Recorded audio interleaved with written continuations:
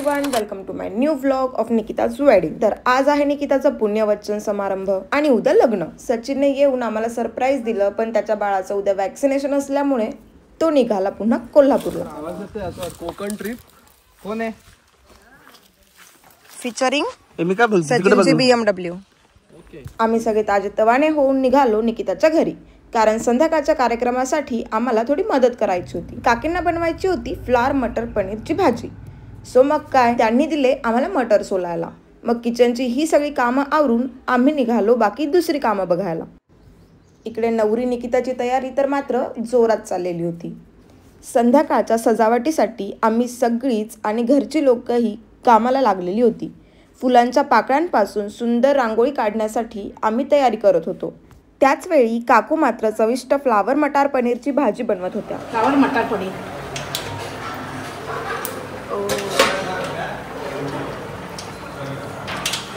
तर कढी बनवत आहे, फोडणीला घालते बनवते।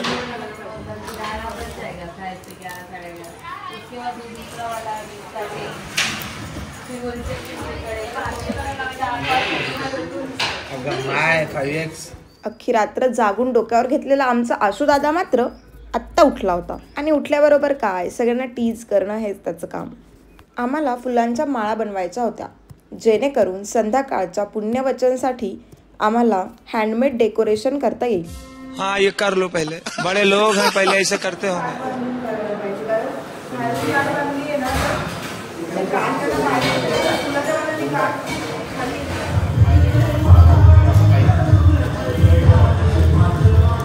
आम्ही फुलांच्या पाकळ्या सगळ्या काढून मोकळ्या झालेलो दिसल्यावर भास्कर दादाने मात्र आम्हाला एका नवीन कामाला लावलं, ते म्हणजे पानांची छोटी छोटी तुकडे करणे।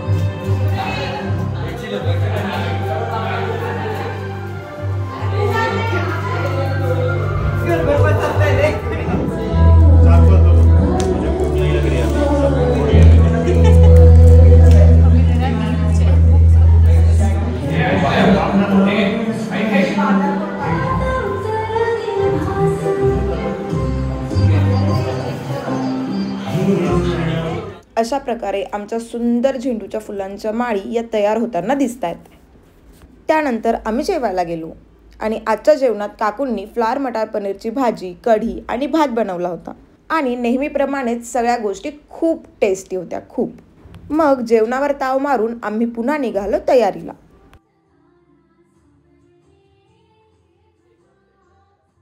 कार्यक्रमाच्या सेटअपसाठी हळदीची सजावट काढून पुण्यवचनची नवीन सजावट करायची होती, तर लोक कामालाही लागलेली होती। स्टेज मात्र अजून रेडी झालेला नव्हता।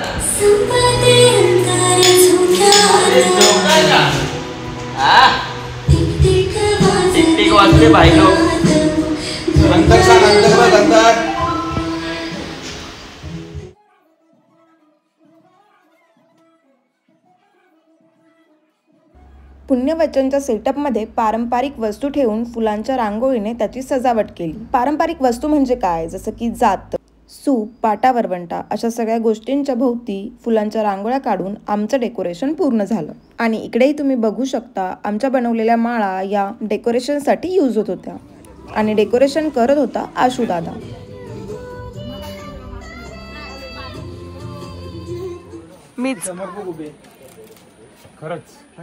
नंतर मला थोडा वेळ मिळाला तेव्हा व्लॉग करत असताना आशू दादाने मला शांत करण्यासाठी हे केलं।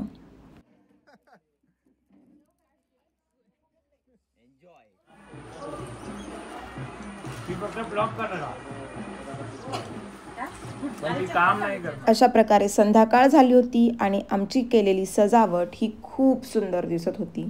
आम्ही सगळे तयार होण्यासाठी जात असतानाच निकिता मात्र फुल्ली रेडी होऊन बाहेर आली। ती अतिशय सुंदर दिसत होती आणि आता वेळ होती तिच्या सुंदर फोटोशूटची। मग काय, आम्ही थोड्या वेळात कार्यक्रमासाठी तयार झालो आणि निकिताच्या घरी पोहोचलो।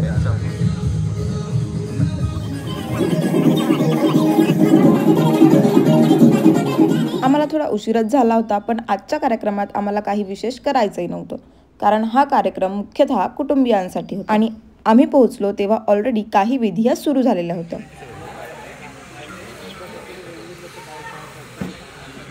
लग्नघर आणि पारंपरिक मंगलवाद्य नाही असं कधी होईल का?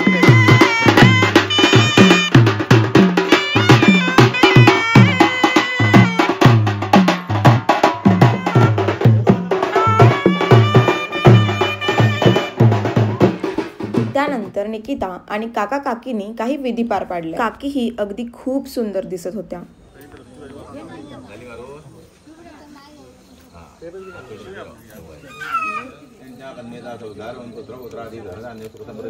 मग आम्ही काढले काही ग्रुप फोटोज, काही सोलो फोटोज. मात्र खूप भूक लागलेली होती आणि कार्यक्रम अजूनही चालू असल्यामुळे आम्ही थेट पोहोचलो आमच्या रूमवर आणि जे काही स्नॅक्स होते ते आम्ही खाल्ले.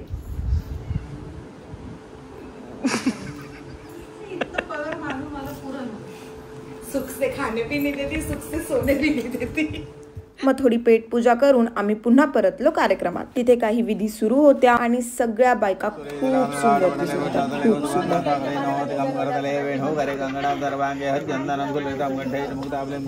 आणि आता वेळ होती ऋतूने नाव घेण्याची.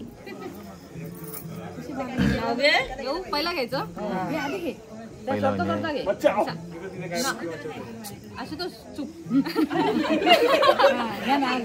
नाव घ्या, नाव घ्या, नाव काय घ्यायचं? नाव घ्या, नाव घ्या, नाव काय घ्यायचं? नवरोबाला शेवटी पप्प्याच बोलायचं. निकिताचा लग्न सोहळा जमल्या सगळ्या मैत्रिणी. निकिताचा लग्न सोहळा जमल्या सगळ्या मैत्रिणी. आशुतोष माझा विठ्ठल, मी त्याची रुक्मिणी.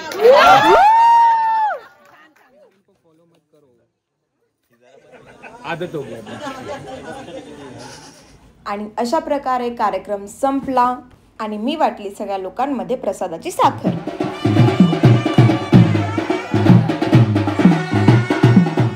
नंतर थोडी मजा करायचं ठरवलं होतं आणि एक रील तर शूट झालंच पाहिजे. तर अशा खूप साऱ्या टेक्स नंतर फायनली आमचं एक रील सक्सेसफुली तयार झालं.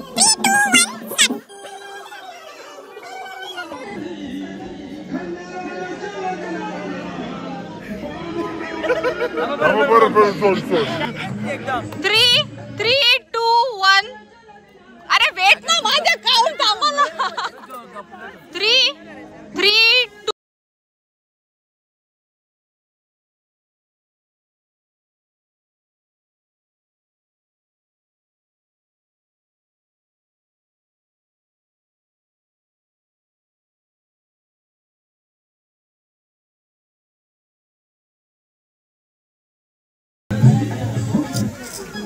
फायनली एक सक्सेसफुल रील बनवून आम्ही निघालो जेवायला. पण काय, इकडे कुणी आम्हाला वाढतच नव्हतं, कारण वाढण्यासाठी आलेला होता आशू दादा.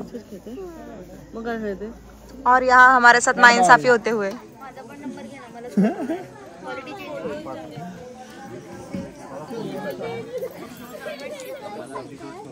हे बघा, आम्ही जेवणाची वाट बघत असताना मात्र एका काकांनी आम्हाला हे करून दाखवलं.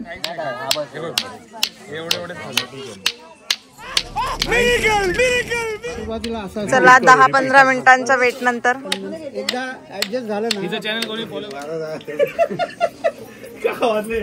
अशा प्रकारे सगळ्यांची जेवण झाली होती. पण अजूनही एक विधी मात्र बाकी होती आणि खूपच उशीर झाला असल्यामुळे निकिताला घराबाहेर जाण्याची परवानगीही नव्हती. त्यामुळे हा कार्यक्रम निकिता शिवाय पार पडला.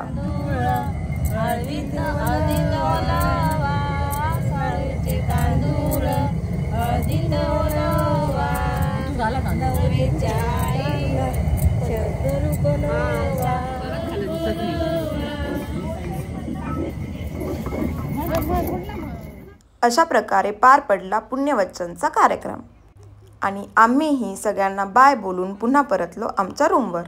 लग्न मुहूर्त होता तो उद्या सकाळी 9 वाजताचा आणि आमच्यासाठी बस होती ती सकाळी 7:30 वाजता. सो एनी हाऊ आम्हाला रेडी व्हायचं होतं सकाळी 7:30 पर्यंत. पण आशुदादाची ही काय घाई गडबड चालू आहे हे आम्हाला कळलेलं नव्हतं. मग जसं कळलं की ते चालले आहेत लग्नाच्या लोकेशनवर, तर आम्ही सगळेही रेडी झालो पुन्हा धमाल करायला. मग काय, मी, रुशाली, आदित्य आणि विजय रेडी झालो आणि निघालो त्यांच्यासोबत. तिकडे थोडं सामानही नेऊन टाकायचं होतं आणि पूर्ण तयारीही बघायची होती. एरवी कोकणाच्या रस्त्यांनी कधीही रात्री न फिरणारे आम्ही मात्र रात्री 12 वाजता निघालो ते थेट निकिताच्या लग्नाच्या ठिकाणी, जे की होतं कंप्लीट 1 तास दूर.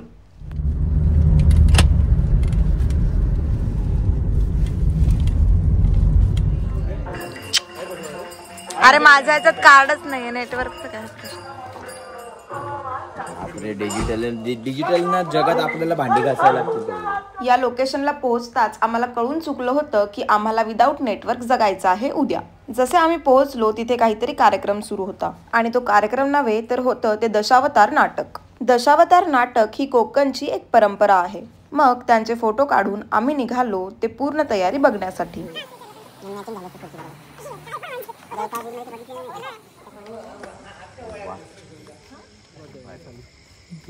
प्री आणि पोस्ट टाक. प्री प्रेझेंट पोस्ट चहावाला वाटेल.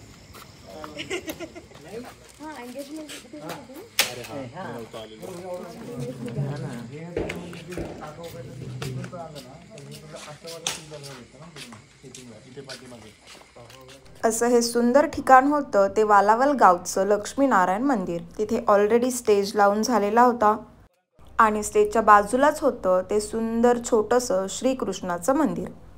स्टेज थोडासा अलीकडे आलेला वाटत असल्यामुळे सगळ्यांनी मिळून त्याला हलवण्याचा प्रयत्न केला. आम्ही सगळ्यांसाठी थर्मासमध्ये चहा घेऊन आलेलो होतो, पण मात्र प्रॉब्लेम हा झाला की थर्मासची स्ट्रॉज गायब होती. त्यामुळे भास्कर दादाने खूप प्रयत्न करून कसा तरी तो चहा सर्व केला. आता दुसरा येते इथून चांगलं येते. नाही खाली येते तिथून पुढून बिस्किटाचं काम आहे. हा भरले ना भाजका आयुष्य. काय माहिती कुठे बिस्किट पुढे कुठे हा ना कुठे आशूला विचार. पाच पाहिजे तुला? मला एकच पाहिजे बस. मला एक पुडा बस झाला. तुला पाहिजे सांग ना शहाण्या. योगिताला बिस्किट पुडा पाहिजे. मला नाही पाहिजे. थोडा ऐक तरी काहीतरी दर्या दिली एक बिस्किट.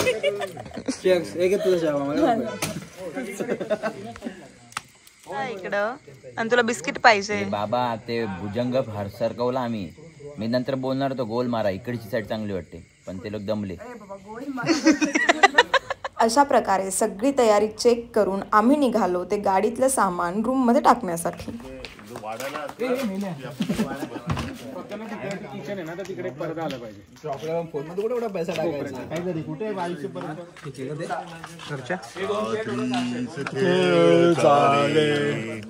कुठला रस्ता कुठली त्याच रस्ता आहे. कुठला रस्ता बघा विषय तिथं. पुढे उभी राहा. जर तयारी चालू आहे इथं लोकांच्या हवा टाईट झालेली आहे. बापरे करायचंच आहे माझी इज्जत.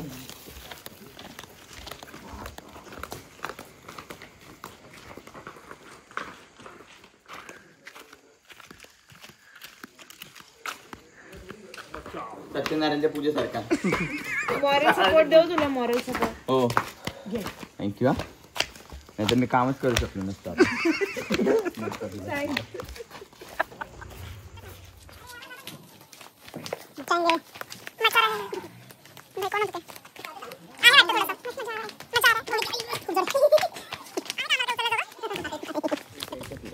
काय झालं तुझं हे पाहिजे ना याच्या हातातून घ्या कोणी दमला तू. नो 2-4 त्याच्यातली खाली अजून पण एनर्जेटिक. अशा प्रकारे पूर्णपणे दमलेली ही लोक अजूनही काम करतच होती, कारण खाली तर सामान ठेवू शकत नाही. ते सामान ठेवायचं होतं ते रूम्समध्ये आणि रूम्स होत्या त्या फर्स्ट फ्लोअरवर. तर बिचारे हे लोक निघाले पुन्हा सगळं सामान वरती घेऊन.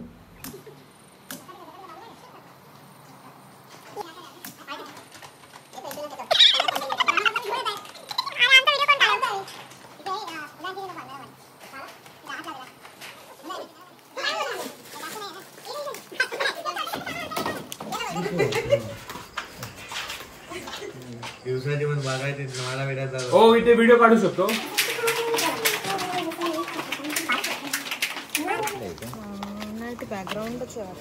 सगळे सावली येते आपण. घे विजय खांद्यावर घे जरा वरती.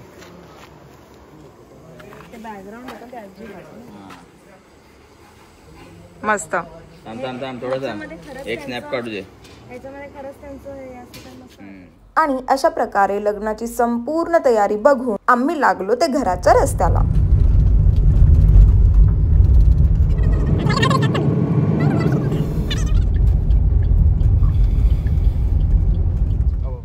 पहाटेचे 3:30 किंवा 4 वाजत आलेले असल्यामुळे रस्त्यावर ऑलरेडी धुकं दिसायला लागलेली होती. त्यामुळे रस्ताही पूर्णपणे क्लिअर दिसत नव्हता.